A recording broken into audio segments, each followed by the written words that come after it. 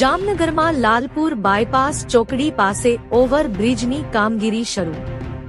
જામનગરના લાલપુર ચોકડી પર સતત ટ્રાફિકની સમસ્યા જોવા મળતી હોય છે।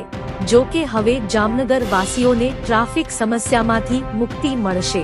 લાલપુર બાયપાસ ચોકડીએ 87 કરોડના ખર્ચે 6 લેન બ્રિજના કામની શરૂઆત કરાઈ છે।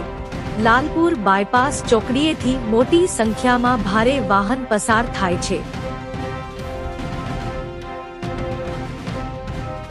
જેના કારણે ટ્રાફિક સમસ્યા અને અકસ્માતના બનાવો પણ બનતા હતા। સવાર સાંજ ટ્રાફિક જામના અવારનવાર અહીં દ્રશ્ય સર્જાય છે। ઓવરબ્રિજનું કામ પૂર્ણ થતાં ટ્રાફિકની સમસ્યા હલ થશે।